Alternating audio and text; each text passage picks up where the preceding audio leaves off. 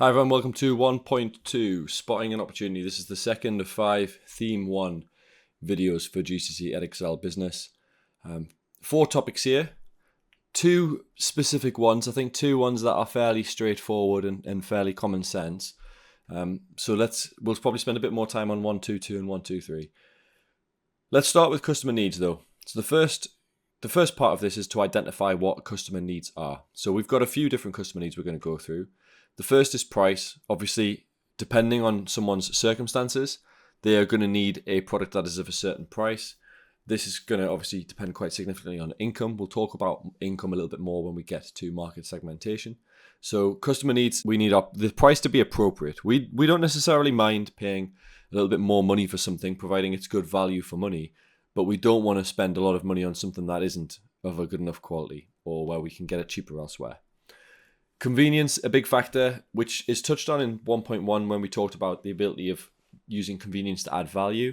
We want things to be in an appropriate place for us to get them easily, whether that's online, whether that's through delivery, whether that's going into a store. There has to be a level of convenience there, or the product has to make things convenient for us. We want choice. We don't want to just have one option for a product. If we can help it, we would like to be able to potentially shop around. And the other big factor there is choice. If there's a lot of competition within a market, can potentially force businesses to improve their products so that they don't get left behind. And then lastly, quality. And this obviously also links quite closely with price. There are some products that you might think, actually, I don't really care what the quality is of this. Others might be really, really important to you. And so the key thing here is this is quite subjective. Customer needs are subjective. It depends on what you need. But quality is another big factor that we might be really interested in. Now, the importance of understanding these customers is basically so that we can identify who our customers might be. Again, this links really closely to market segmentation. But in particular, we're looking at new customers and how we can attract new customers. And we're looking at repeat customers, which are customers who purchase from us, have some loyalty and come back. Now, if we want those customers, if we want to attract new customers, there's a whole range of different things we've got to do, but we've got to make sure we provide them with a good balance of the customer needs we've already mentioned. Repeat customers in particular, if we can give them a good experience, if we can make them feel like they've got good value, then the chances are they're going to want to come back. This is important because it generates sales, but it also will potentially lead to business survival. Look, I think it's business 101 to say that businesses need customers in order to survive. And I think that makes a lot of sense. I don't think anyone really needs to learn that. But it is important to make sure you're aware of it because it potentially could be like a link in one of your answers. For example, if you're doing a BLT, something like leading to more customers can lead to survival, especially if it's in theme 1 and it's a small business. 1.2.2 is market research. We've got 2 main types of market research we're going to have a look at, 2 main types of data we're going to have a look at. But first, let's just get an understanding of why do market research.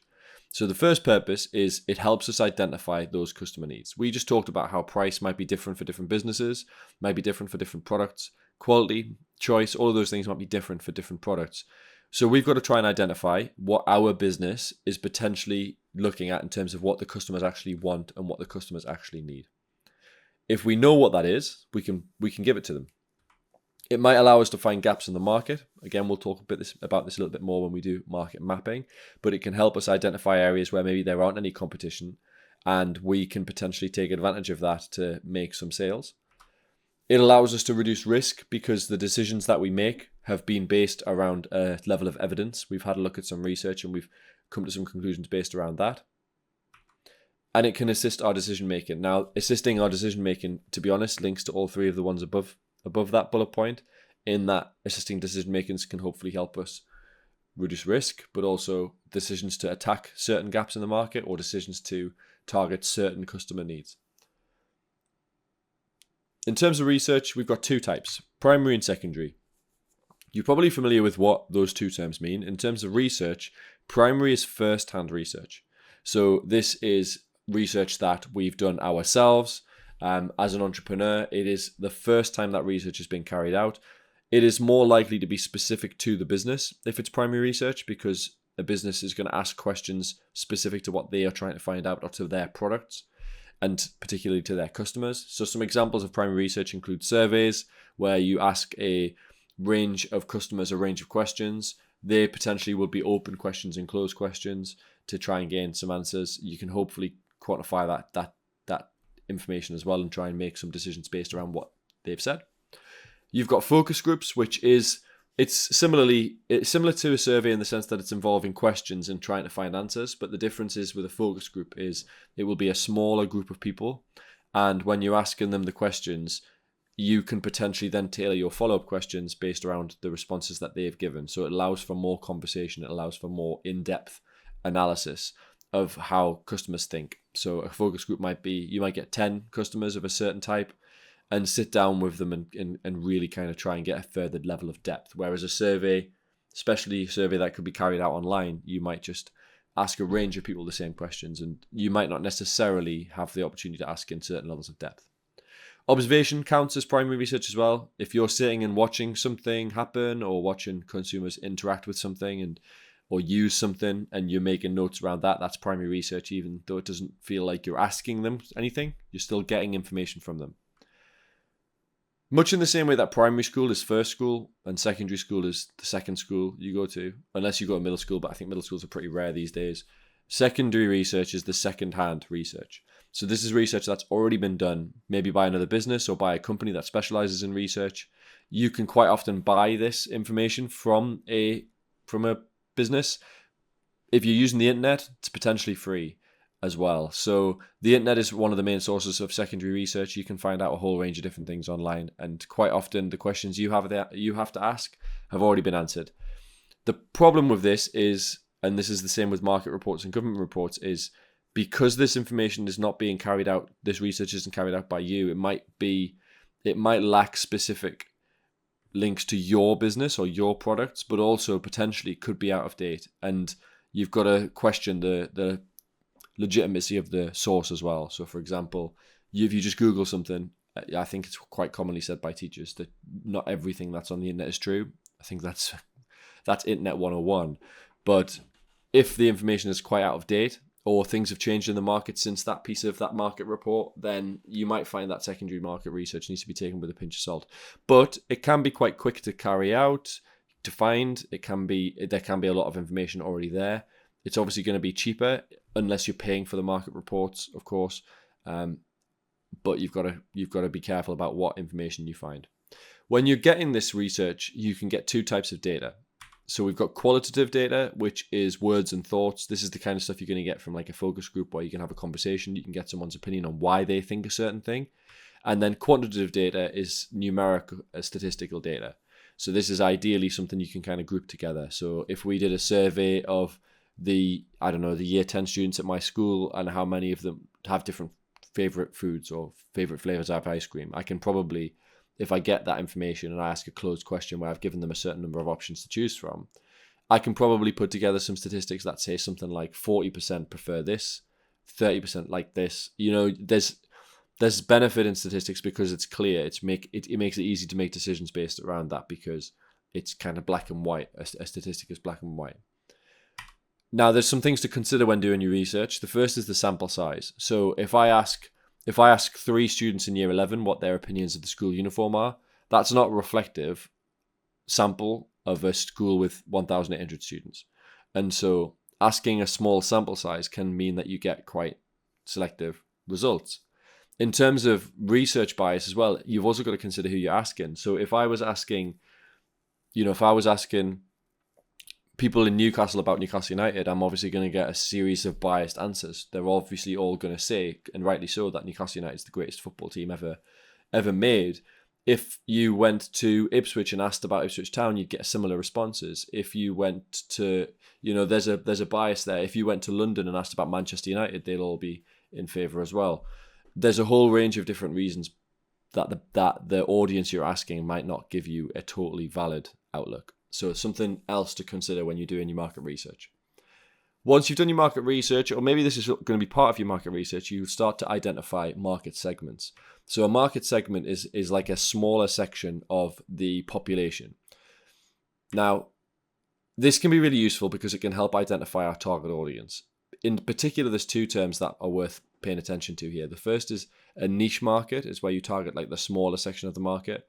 and a mass market is where you target maybe the bigger segment, so the vast majority of people. So there's a few different things you might think about when identifying market segments. This is basically about how you split up your population into different groups. Some products will target most of these groups. Some products will target specific ones, and you'd use these different criteria to think about that. So location, for example, I've just mentioned, if you're going to try and sell Newcastle United shirts, Newcastle's probably the best place to do that. If you are going to sell certain foods, then there might be certain areas, certain locations in the world that might eat those foods more commonly. Demographics, such as age, ethnicity, religion, a whole range of different demographics. You might target particular customers based around their age. So, for example, I don't want to do an example without insulting old people, really, because the kind of go-to is to say, well, like mobility scooters are obviously targeted towards old people, but that makes the suggestion that like old people are immobile, and I've just turned 35, so I'm a bit sensitive about this myself. But there are going to be certain products that are targeted towards people of a certain age. Lifestyle, this can be basically about tastes and trends. So, for example, if you are trying to sell cricket bats, you're going to go somewhere where cricket is really popular. Basketball hoops, basketballs, basketball jerseys. You're going to sell those in areas where there's a big kind of popularity of basketball. And then obviously income as well. We talked about income when we talked about price. If you can't afford a product, you can't buy it. And so if you're trying to sell something that's really expensive, really luxury, chances are you're going to be targeting it at a series of customers who have high levels of income. So Ferrari dealerships, you're quite often going to find those in areas where there's quite a lot of average income. This can also be a part of market segmentation where you try and split the market up. This is a little bit more, instead of focusing about customers and splitting them up, this is about splitting up your competitors. So market map looks like that. You can see it on the screen there. We've got high price and low price at different ends of a spectrum, and high quality and low quality. And the reason behind these criteria, and it doesn't have to be these four, but these four are really good examples because, and this is obviously subjective, your opinion of low quality might be different to my opinion of low quality, but every single product can fit between that line, low quality and high quality, high price and low price. If you were doing food, you could do healthy and unhealthy. And every single product can fit somewhere along that line. So if we take, for example, if we do supermarkets in the UK, it might look something like this. It's not a perfect map, it's just to try and illustrate a certain point. So you'd have high price, high quality, Marks and Spencer's and Waitrose. Low price, low quality, you'd have Aldi and Lidl. And then kind of in the middle, now these you could move these around however you feel. It is up to you, really. Like I said, it's subjective, but I've just kind of put them in the middle area. So don't pay too much attention into whether I think that Asda is low quality, high price. That's not really what I'm saying. They're all kind of much of the same. But Asda, Tesco, Morrison's and Sainsbury's, they're all kind of in that middle section where they're not super high quality, they're not super low quality, they're not super high price, they're not super low price. So the point is that what we've been able to do here is we've been able to identify and place competitors on this market map. So you can see there we've got probably three broad groups of businesses. We've got the low price, low quality, we've got the highly differentiated businesses at the top right corner, and then we've got the kind of mid-market ones there. And then the other main reason, so we would do this to identify maybe where we sit compared to our competitors, but we'd also look to try and identify gaps in the market. So in this one, there's two obvious gaps. You've got gap 1 and gap 2. So conventional wisdom would say if there's a gap in the market, you should target that gap. And look, no one else is there, so why shouldn't we go there? But the problem is like in these two examples, those gaps are probably there for a reason, right? Low quality, high price. Of course, there aren't going to be any businesses that sell things in low quality at a high price. For main reason being that no one's going to buy that unless you've got an extremely strong brand that you can get away with it. Similarly, for high quality, low price, as much as we'd all love to buy high quality things for a low price, the reality is that if you're providing goods that have a high quality, the cost of production is probably so high that you can't really charge a low price. So those gaps 1 and 2, I think one thing that's worth bearing in mind is if you see a gap in the market that makes business sense, brilliant, that's a fantastic opportunity. Sometimes gaps in the market are there for a reason. So I think sometimes one thing I see with students is they kind of blindly say, yeah, we go for a gap in the market. Not every gap in the market is a good business opportunity. So that's a market map. The last topic in 1.2 is competitive environment. So in this, we're looking at the strengths and weaknesses of our competitors. We're looking at the impact of our competitors. Competition's been talked about a lot already. So let's just get straight into this. The first is we're going to have a look at, when we think about strengths and weaknesses, the most obvious theory to think about is what we call a SWOT analysis. So a SWOT analysis looks at our position now and our position in the future, and it looks at what is good and what is bad. So effectively, SWOT stands for strengths, weaknesses, opportunities, and threats. So the strengths and weaknesses are where we are now, the things that we have, our business has going well for it. So maybe a powerful brand, maybe a good product range, maybe key members of staff are really skilled. Those might be good things now.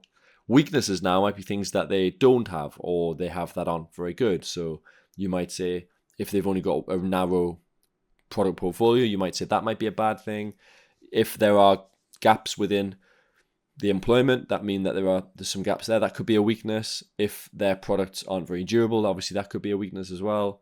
And then the opportunities and threats are about looking at the future. So looking at things that potentially could be good for us in the long term. So maybe a growing market or opportunities that could come about, technological advances. They could be positives.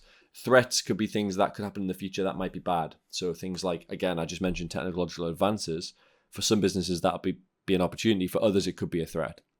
It could be the threat that if a business really heavily relies on one member of staff, if there's a threat that that member of staff might retire or might leave soon, then that potentially could be a threat. So there's some areas to think about when we're thinking about our strengths and weaknesses. Think about price. Strengths and weaknesses. Is that strength compared to competitors? Are we better or worse in terms of price? Does the price allow us to make a good profit? Is our location a strength or a weakness? Is it an opportunity for potentially, if you've got a business in an area that seems to be growing and attracting more people, could that potentially be an opportunity? Our product range, is that a strength or a weakness?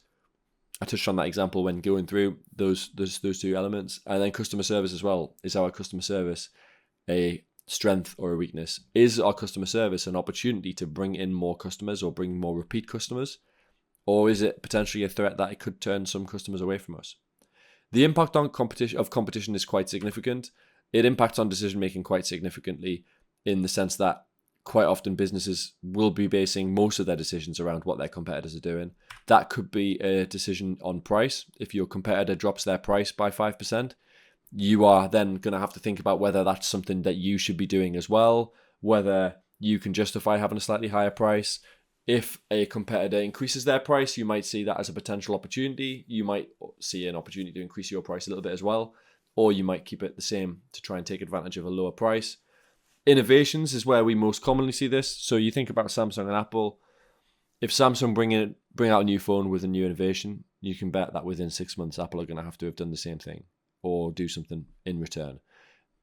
Innovation is driven by competition, because the main reason a business gets better is because if they don't, then other businesses will and will steal their customers.